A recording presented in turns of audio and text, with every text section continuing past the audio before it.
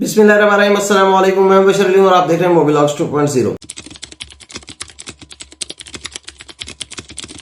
अगर आप यूरोप जाना चाहते हैं, यूरोप में जाकर किसी अच्छे कंट्री में रहना चाहते हैं, सेटल होना चाहते हैं और अपने बीवी बच्चों के साथ रहना चाहते हैं, अपने बीवी बच्चों को, अपने घर वालों को सपोर्ट करना चाहते हैं, उनको एक अच्छी लाइफ देना चाहते हैं और खुद की भी एक अच्छी लाइफ का आगाज करना चाहते हैं, आप कोशिश कर रहे हैं लेकिन आपको किसी भी अच्छे कंट्री में जाने का चांस नहीं मिल रहा, जॉब नहीं मिल रही या आपका कोई भी ऐसा वसीला नहीं बन रहा कि आप किसी अच्छी कंट्री में जाकर रह सकें, तो आज मैं आपको बताता हूं यूरोप का एक बेहतरीन कंट्री नेदरलैंड, जो कि हॉलैंड के नाम से भी जाना जाता है और नेदरलैंड जो है वो हब समझा जाता है फूलों की और हॉर्टिकल्चर की मार्केट को। इकोनॉमी बहुत अच्छी है, हेल्थ केयर सिस्टम और एजुकेशन सिस्टम भी बहुत अच्छा है, बहुत ही अच्छे जबरदस्त और इंटेलेक्चुअल लोग हैं, पढ़े लिखे लोग हैं। आप वहां पर जाकर अगर डच जुबान सीख लेते हैं तो बहुत ही जबरदस्त चीज है और अगर आप वैसे ही जाते हैं तब भी आपको नॉर्मल कन्वर्सेशन में बहुत ज्यादा मुश्किल नहीं होगी, क्योंकि इंग्लिश लैंग्वेज जो है वो बहुत से लोग समझते हैं और बात कर सकते हैं इसमें। तो अगर आप नेदरलैंड में जॉब अप्लाई कर रहे हैं और आपको जॉब नहीं मिल रही, तो आज मैं आपको नेदरलैंड के सेल्फ एम्प्लॉयड वीजा के बारे में बताता हूं। इस वीजा में आपको जॉब ऑफर की जरूरत नहीं है, आपको किसी एम्प्लॉयर की या किसी कंपनी की जरूरत नहीं है। आप खुद से ये वीजा अप्लाई कर सकते हैं और ये वीजा लेकर खुद से नेदरलैंड जा सकते हैं। वहां जाकर अपना कोई भी फ्रीलांस प्रोफेशन है उसको अडॉप्ट कर सकते हैं, फ्रीलांसिंग कर सकते हैं, कोई भी काम कर सकते हैं जो सेल्फ एम्प्लॉयड के जुमरे में आता है। तो इसकी रिक्वायरमेंट्स क्या है और डिटेल्स क्या है, चार्जेस या फी आप कह लें कि कितनी है इसकी वीजा की, और ये सारा कुछ मैं आपको क्विकली दिखाता हूं ऑन स्क्रीन। लेकिन स्क्रीन पर जाने से पहले मैं आपसे रिक्वेस्ट करूंगा कि अगर आपने अभी तक मेरे चैनल को सब्सक्राइब नहीं किया तो मेरे चैनल को जरूर सब्सक्राइब कर लीजिएगा। जज़ाकल्लाह खैर। इस टाइम आपको स्क्रीन पर जो वेबसाइट नजर आ रही है वो नेदरलैंड की ऑफिशियल वेबसाइट है ind.nl, और यहाँ पर सामने आपको नजर आ रहा होगा residence permit self employed person. सबसे पहले है हमारे पास रिक्वायरमेंट्स और इसमें कुछ पॉइंट्स बता दिए गए हैं। सबसे पहला पॉइंट क्या है कि आपने जनरल रिक्वायरमेंट्स पूरी करनी है। जनरल रिक्वायरमेंट्स में क्या होता है कि आपके पास एक पासपोर्ट होना चाहिए और आप इन जनरल थ्रेट ना हो नेदरलैंड के लोगों के लिए या नेदरलैंड की इकोनॉमी के लिए, और आपके पास जो बेसिक रिक्वायरमेंट्स होती हैं कि आपकी हेल्थ अच्छी हो, आपकी फोटोग्राफ चाहिए होंगी और आपका करेक्टर अच्छा हो, इस तरह की बेसिक रिक्वायरमेंट्स होती हैं, ये आपने फुलफिल करनी होती हैं। सेकंड पॉइंट जो है वो है your work is essential interest to the Dutch economy. इसमें बेसिक एक ही चीज है कि आपका जो भी काम है या जो भी सर्विस है या जो भी बिजनेस है वो डच इकोनॉमी के लिए न्यू होना चाहिए या इनोवेटिव होना चाहिए। ये तकरीबन हर कंट्री का इस तरह का जो भी वीजा होता है उसके अंदर इसी तरह की डिमांड रखी जाती है।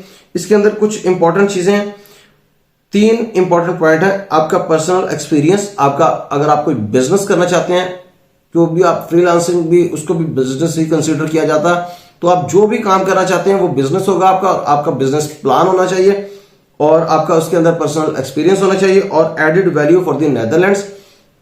तो आप जो भी काम करना चाह रहे हैं उसका नेदरलैंड्स को क्या फायदा होगा, उसकी वैल्यू का नेदरलैंड्स को क्या फायदा होगा। तो ये 3 इंपॉर्टेंट पॉइंट्स हैं। इसमें एक पॉइंट बेस्ड सिस्टम है। नीचे अगर आप देखें तो उन्होंने कहा कि आपका पर्सनल एक्सपीरियंस क्या इन तीनों में आपका 30 पॉइंट्स हैं या फिर आपका पर्सनल एक्सपीरियंस का 30 और बाकी जो 2 पॉइंट्स है उसके अंदर 45 पॉइंट्स हैं।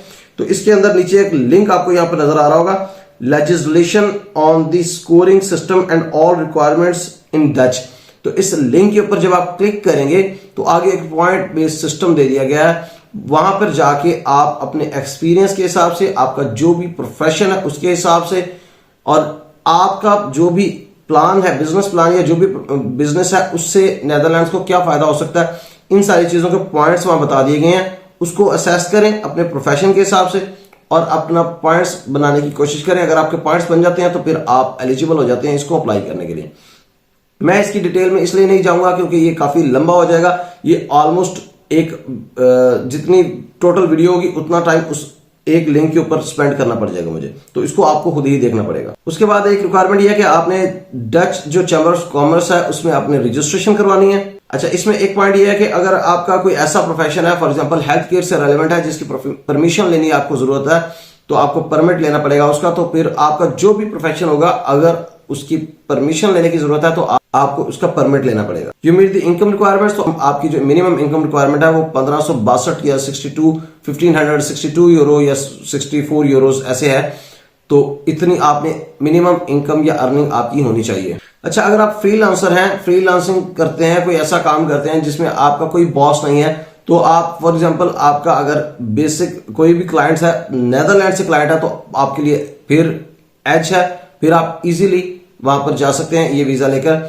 आपका यहाँ पे ये रिक्वायरमेंट है कि आपका एक या एक से ज्यादा कोई कमीशन, अगर आप कमीशन बेस्ड काम कर रहे हैं तो फिर वो नेदरलैंड से होना चाहिए। लास्ट पॉइंट ये है कि अगर आप इंडिविजुअल हेल्थ केयर पर्सनल के तौर पर काम करते हैं तो फिर आपने वहां पर रजिस्ट्रेशन करवानी है as an individual health care worker के तौर पर। उसके बाद हमारे पास आ जाता है जी प्रोसेस एंड कॉस्ट। तो यहाँ पर कुछ पॉइंट्स बता दिए गए हैं। चेक रिक्वायरमेंट्स, तो आपको कह रहा है कि अपनी रिक्वायरमेंट्स चेक कर लें। रिक्वायरमेंट्स हमने ऑलरेडी देख ली हैं।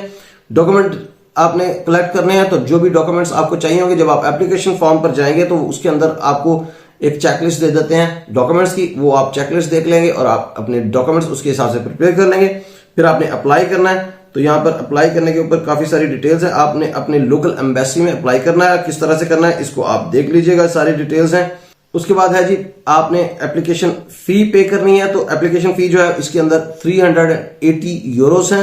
उसके बाद है जी एप्लीकेशन फॉर्म। तो यहाँ पर एप्लीकेशन फॉर्म की एक हेडिंग है, उसके ऊपर आप आएंगे तो ये सामने आपको एप्लीकेशन फॉर्म नजर आ रहा है। इसके ऊपर क्लिक करेंगे, ये डाउनलोड हो जाएगा। इसको आप फिल करके ये एप्लीकेशन फॉर्म साथ लगाकर लेके जाएंगे। तो फिर आपने रेजिडेंस परमिट जब आपको मिल जाता है तो उसके ऊपर आप ट्रैवल कर सकते हैं। जब आप नेदरलैंड चले जाएंगे तो वहां जाकर आपने टीबी टेस्ट करवाना होता है और आपका जो रेजिडेंस परमिट होता है उसकी बैक साइड पर लिखा होता है कि आपको किस तरह का काम अलाउ है। यहाँ पे वर्किंग विद रेजिडेंस परमिट के अंदर यही बताया गया है, इसकी डिटेल्स सारी बताई गई हैं। अगर आप चेक करना चाहें तो आके चेक कर सकते हैं।